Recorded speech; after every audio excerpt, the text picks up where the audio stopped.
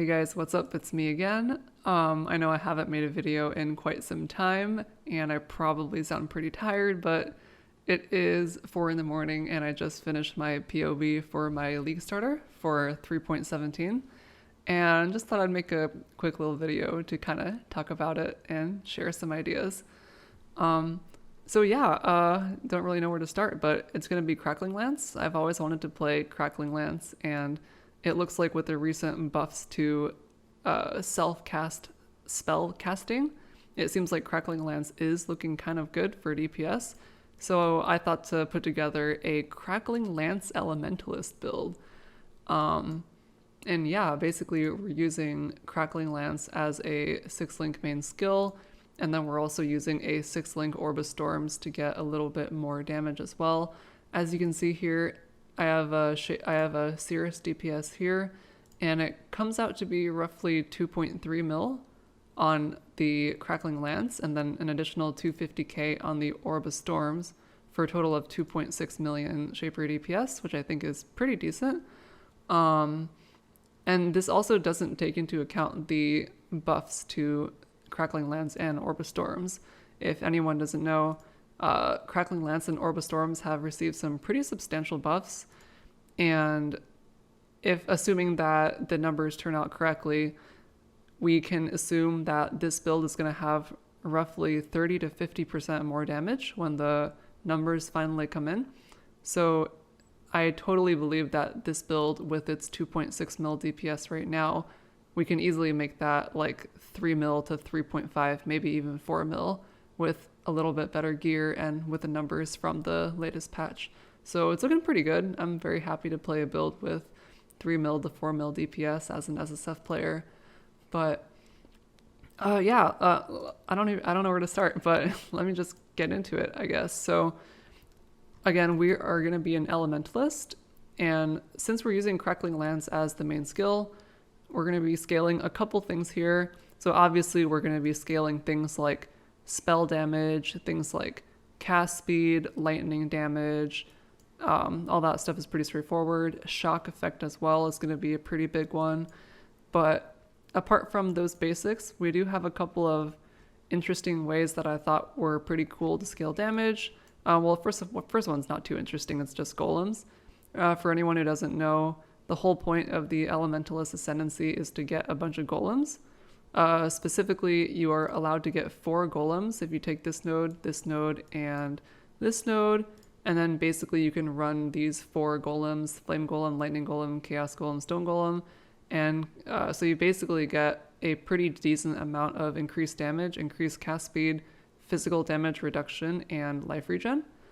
And once you stack together all of the increased golem effect buffs from your tree and from your ascendancy, you end up getting like 15% physical damage mitigation. You get like a couple hundred life regen, as well as a pretty decent amount of flat damage and cast speed. So that's pretty good. And then the other ways that we're getting damage from the ascendancy are exposure and convergence. Exposure is pretty straightforward, giving us extra 25% lightning exposure, and then gaining convergence when we hit a unique enemy, that gives us, it says right here, 30% more elemental damage. So that's going to be pretty handy when taking down bosses. Other than that, one other way we're going to be scaling damage is block. So with this node, Mystic Bulwark here, not this one. This one here, we have Prodigal Perfection. This one gives us 2% increased spell damage per 100 mana up to 40%. So since we have like a 1,500 mana, with this node here, we're going to be gaining a little bit of spell damage here. So basically just max out spell block. And this build is also Glancing Blows, so we're going to have a nice little 75-75 Glancing Blows block here. And and then the other way that we scale damage is actually RMR. I found this pattern to be really good to make builds ever since the tree got revamped. I basically just take 2 RMR clusters. I take one here and then one here, and I basically max this out to get the maximum RMR and aura effect. And because I do that, I'm able to run all of these auras I can run Wrath, Zealotry, Clarity at level 20 and Herald of Thunder at the same time. So Wrath gives 23% more spell lightning damage, Zealotry gives 16% more spell damage, and then Clarity helps a lot with our mana regen since Crackling Lance is pretty expensive. And then finally Herald of Thunder is going to give us a little bit of clear and a little bit of damage as well, which is going to be really nice since Crackling Lance does have a tendency sometimes to just randomly miss enemies that are right in front of you. And it also doesn't apply damage over time. So the Herald of Thunder should be really nice to help us clear. So that's basically how we scale damage. This build is neither crit nor elemental overload. I tried building this build with crit and elemental overload in addition to a couple of other variants that I'll talk about soon, and I didn't find them to be very good. I found that when I went crit, it was just really hard to get crit high in SSF gear, or like with SSF gear since I play SSF. If you were playing Trade League, you should probably go crit, because if you go crit, you can get a lot better shocks, and the shocks will increase your damage a lot, the crit shocks. But I don't know if it's like easy to build that in SSF or like on budget, so I didn't decide to go crit. And then I also didn't decide to go elemental overload because I just didn't think that it was worth it. I feel that if you went elemental overload, I felt that when I was testing this, going elemental overload seemed like it just wasn't proccing at all. And yes, I do know that they removed the icon and it's instead like a diamond above the skill, but it just never seemed to trigger. And if you don't run elemental overload, you can get away with running controlled destruction, which is a really good gem. It gives a lot of damage for what it's worth compared to the other gems that you could use. So I opted to not go elemental overload and just run controlled destruction. Oh man, I lost my train of thought there. What was I talking about again? Oh yeah, different variants. So yeah, this is just a flat damage spell caster build. We don't go elemental overload, we don't go crit, we just cast a spell and do flat damage, and it comes out to be quite a bit. As for gem links here, it's just pretty straightforward. Crackling Lance, Intensify, of course, because that stacks with Crackling Lance's Intensify effect. For some reason, Intensify doesn't increase your tooltip DPS in-game. I think it's like a UI bug, but like Triple G has confirmed that it does work and that it does stack. So we're going to link Intensify for increased single target damage. And oh yeah, and one thing to mention is I don't know if increases or decreases to AoE affect Crackling Lance. It is tagged with AoE and it does hit in an area, but in my testing, I didn't find that increasing or decreasing AoE actually made any difference. So I was able to get away with running controlled destruction. Not controlled destruction, sorry, concentrated effect. It really did not feel like the 30% less AoE made any difference, so I feel like this is a good gem to run. So yeah, my links are just Crackling Lance, Intensify, Inspiration to reduce mana cost, Controlled Destruction to sacrifice the crit for more damage, Concentrated Effect for the pure damage, and then finally Lightning Penetration. And for the Orb of Storms link, it's going to be a little bit different here, where we have Orb of Storms and then Arcane Surge. I like to run Arcane Surge here at level 1 so that when I'm fighting bosses, I can just throw down an Orb of Storms, and then it procs Arcane Surge, and then I instantly get the bonus damage and the bonus mana regen when I'm fighting a boss. So I found that to be a good link. Obviously, you can increase it depending on the level of Orb of Storms. I just like to increase the level so that the mana cost of Orb of Storms is covered by Arcane Surge, so you can trigger it once per cast. And then I also linked Culling Strike to Orb of Storms. I think that's actually pretty good because Orb of Storms fires pretty quickly. I think it now casts like 0.25 seconds per cast or something. Well, whatever number here is going to be off because I think they changed the cast speed. But basically, Orb of Storms casts pretty quickly, and I think linking that to Culling Strike is a good idea because you can cull bosses with it. And then for damage, we just have Controlled Destruction, Elemental Focus, and Lightning Pen.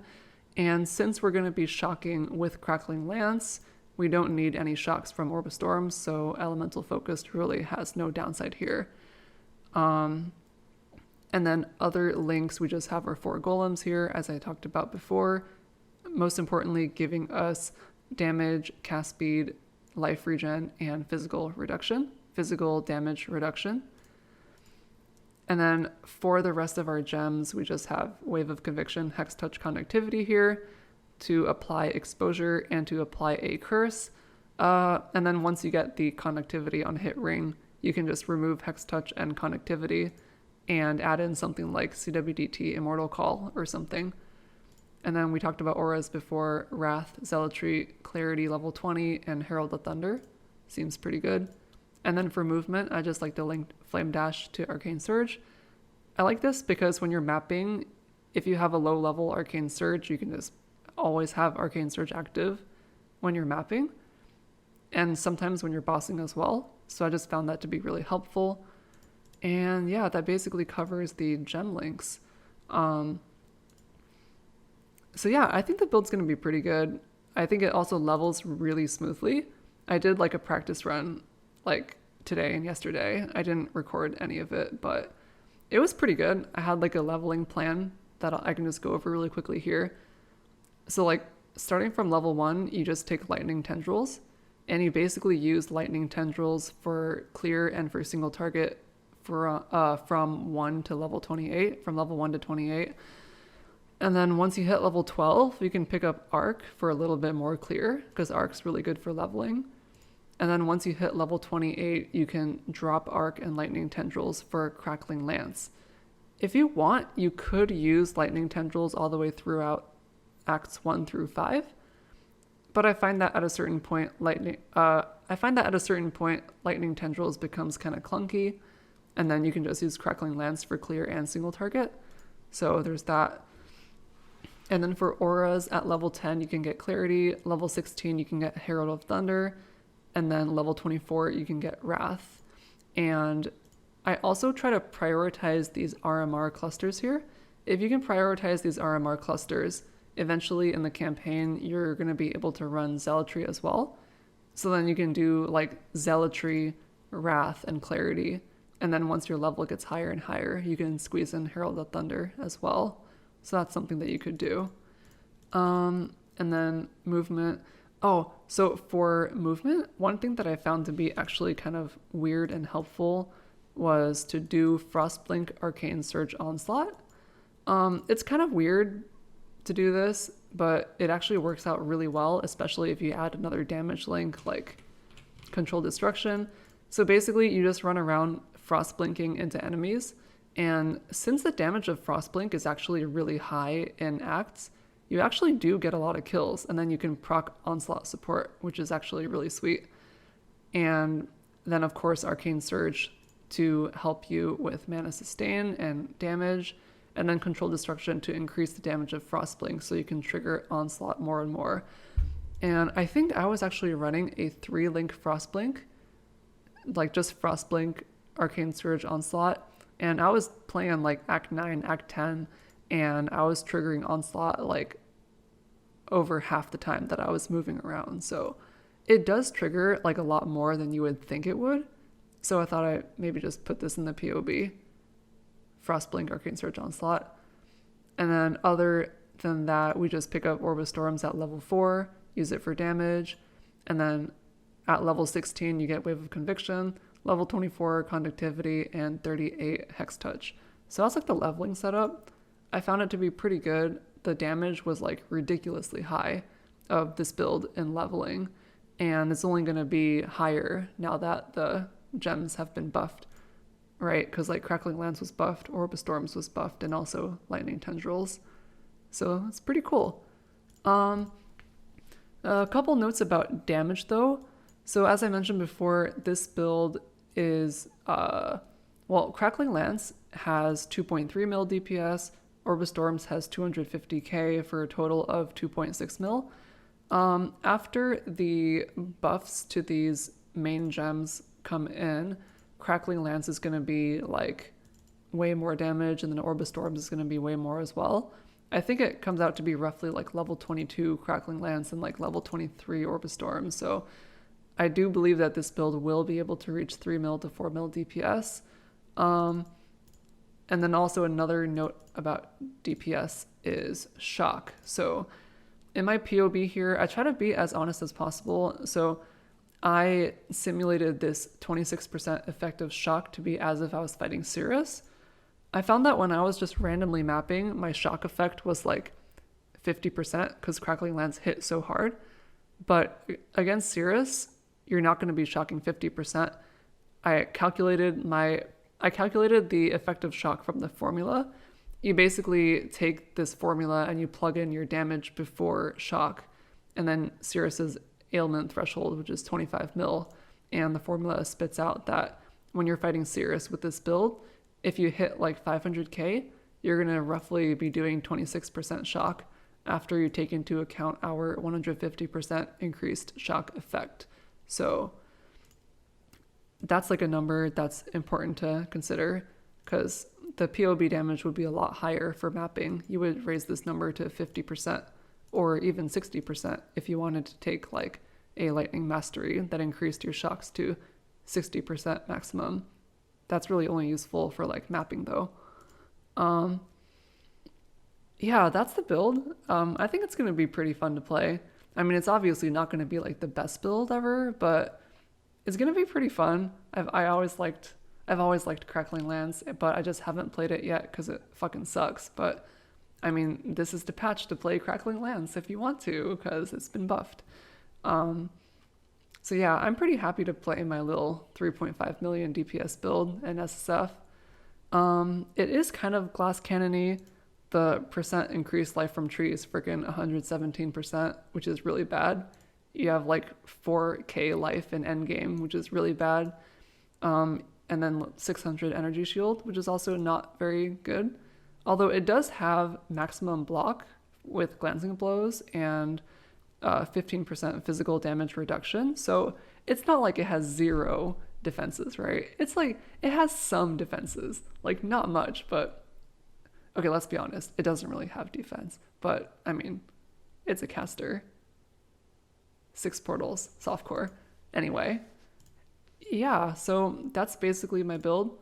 I will be including this POB in the description of this video if you want to check it out. I'll basically just export immediately after I finish recording this so you guys can see what I showed in the video.